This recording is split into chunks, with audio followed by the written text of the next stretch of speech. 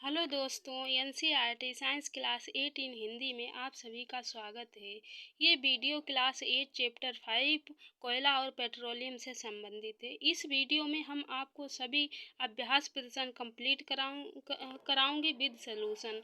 इसके अभ्यास प्रश्न जितने दिए गए हैं सभी को हम बारीकी से समझते हैं। जो हमारे क्या हैं अभ्यास प्रश्न, हम इसका प्रश्न फर्स्ट देखते हैं जो हमारा क्या है और क्या रहने वाला है, इसे हम समझते हैं और देखते हैं। सीएनजी और एलपीजी का ईंधन के रूप में उपयोग करने के क्या लाभ हैं। जो हमारी सीएनजी होती है और एलपीजी गैस होती है, तो ईंधन के रूप में इन्हें उपयोग हम कैसे करते हैं, देखते हैं कैसे करते हैं। तो इनके हमारे उपयोग करने से क्या लाभ होते हैं और क्या मतलब इसमें लाभ पूछे गए हैं, तो हम इनके लाभ के बारे में समझते हैं। जो हमारी सीएनजी का अधिक लाभ है कि इसे घरों और कारखानों में सीधा जलाया जा सकता है। जो हमारी सीएनजी गैस है इसे घरों और कारखानों में सीधा जलाया जा सकता है। इसकी इसकी आपूर्ति पाइपों के माध्यम से की जाती है। इसकी जो आपूर्ति होती है पाइपों के माध्यम से की जा सकती है। इसका उपयोग ऊर्जा उत्पादन हेतु किया जाता है। इसका उपयोग जो होता है ऊर्जा के उत्पादन में किया जाता है। इसका उपयोग परिवहन वाहनों में ईंधन के रूप में किया जाता है और इसका उपयोग परिवहनों में ईंधन के रूप में किया जाता है क्योंकि ये प्रदूषणकारी है और ये स्वच्छ ईंधन है। ये प्रदूषणकारी और स्वच्छ ईंधन भी है। और एलपीजी के बारे में समझते हैं, इससे हमें क्या लाभ है। जो एलपीजी का उपयोग घरों और ईंधनों के रूप में किया जाता है। जो एलपीजी होती है इसका घरों और ईंधनों के रूप में प्रयोग किया जाता है। एलपीजी की ज्वाला में धुआं नहीं होता। जो एलपीजी गैस होती है वह जलाने पर तो इसमें धुआं नहीं होता है, इसीलिए ये प्रदूषण नहीं फैलाती है।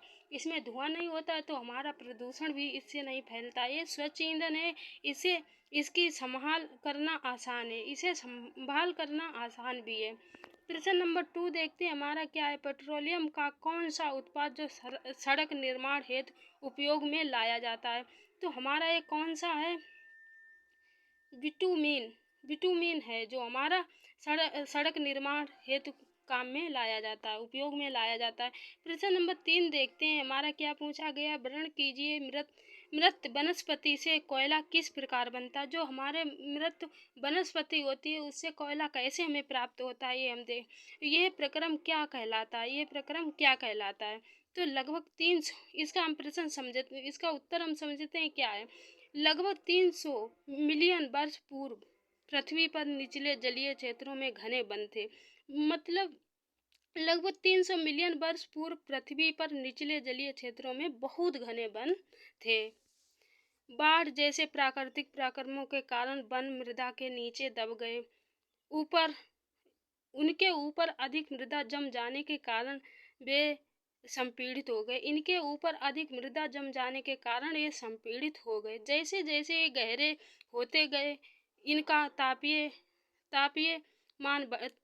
बढ़ता गया। इनका जो ताप था बढ़ता गया। जैसे जैसे गहरे जमीन में दबते गए तो इनका ताप बढ़ता गया।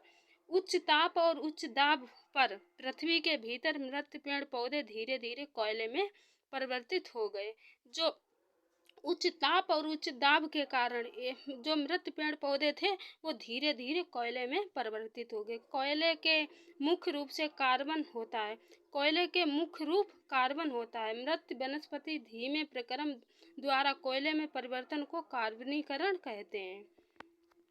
प्रश्न नंबर 4 देखते हैं। इसमें हमें रिक्त स्थानों की पूर्ति करने के लिए बोला गया है, तो रिक्त स्थानों की पूर्ति कीजिए। तो देखते हैं जो हमारा का दिया गया है, तो कोयला तथा पेट्रोलियम जीवाश्म ईंधन है। तो जो कोयला होता है तथा पेट्रोलियम है जीवाश्म ईंधन है। खा वाला देखते हैं पेट्रोलियम के विभिन्न संगठनों को पृथक करने का प्रक्रम परिष्करण कहलाता है। गा वाला देखते हैं वाहनों के लिए सबसे कम प्रदूषण ईंधन है। कौन सा है हमारा सीएनजी है। प्रश्न नंबर 5 देखते हैं। निम्नलिखित कथनों के सामने सत्य और असत्य लिखिए। तो देखते हैं हमारा कौन सा सत्य है कौन सा असत्य है। तो हम इसमें का देखते हैं जीवाश्म ईंधन प्रयोगशाला में बनाए जा सकते हैं। तो हमारा ये सत्य है कि असत्य है, तो हमारा ये असत्य है। जीवाश्म ईंधन प्रयोगशाला में नहीं बनाए जा सकते हैं। तो खा वाला देखते हैं पेट्रोल की अपेक्षा सीएनजी अधिक प्रदूषक ईंधन है। तो ये हमारा असत्य है। सीएनजी गैस अधिक प्रदूषक नहीं होती है। गा वाला देखते हैं, कोक कार्बन का लगभग शुद्ध रूप है। तो जो कोक होती है कार्बन का शुद्ध रूप होती है, हम आपको पढ़ा चुके हैं, आप उसे देख सकते हो। सत्य, तो ये हमारा सत्य है। कोल तार विभिन्न पदार्थों का मिश्रण है। तो ये भाई ये भी हमारा सत्य है। अड़ा वाला देखते हैं, मिट्टी का तेल एक जीव वाष्प ईंधन नहीं है। तो ये वाला हमारा असत्य है। प्रश्न नंबर 6 देखते हैं, समझाइए जीव वाष्प ईंधन समाप्त होने वाले प्राकृतिक संसाधन क्यों हैं। देखो समझते हैं इसका हम उत्तर क्या है। जीव वाष्प ईंधन समाप्त होने वाले प्राकृतिक संसाधन इसलिए हैं क्योंकि ये मृत जीवों के ईंधन से बनते हैं और इन्हें परिवर्तन के लिए लाखों वर्ष का समय लग जाता है। ये उपयोग करने से खत्म हो सकते हैं, दोबारा शीघ्र नहीं हो सकते हैं। जैसे वन जीव, खनिज, कोयला, पेट्रोलियम, प्राकृतिक गैस आदि जो हैं ये हमारे मतलब समाप्त होने वाले हैं, ख़त्म। अगर हम इनका ज़्यादा यूज करते हैं तो ये ख़त्म भी हो सकते हैं। इन्हें बनने में लाखों वर्ष लगते हैं। तो ये समाप्त होने वाले प्राकृतिक संसाधन हैं। कोक देखते हैं, हमारा कोक क्या। प्रश्न नंबर 7 में कोक के अभिलक्षणों और उपयोगों का वर्णन कीजिए। तो हमारा प्रश्न नंबर 7 में पूछा गया कोक के अभिलक्षणों और उपयोगों का वर्णन कीजिए।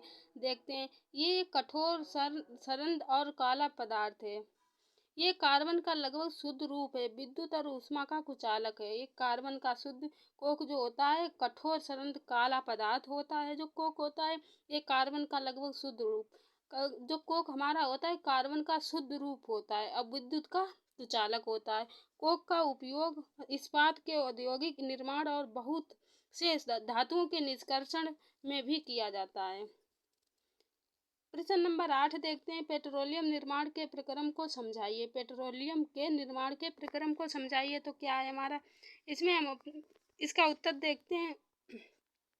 पेट्रोलियम का निर्माण समुद्र में रहने वाले जीवों से हुआ है। पेट्रोलियम का निर्माण समुद्र में रहने वाले जीवों से हुआ है। ये हम बहुत विस्तार से पढ़ा समझा चुके हैं, तो आप उसे देख सकते हो।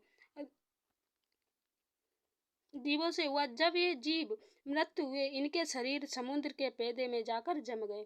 जब ये जीव मृत हुए तो ये जाके पेदे में जाके जम गए और फिर ये रेत तथा मिट्टी के तहों ढक गए।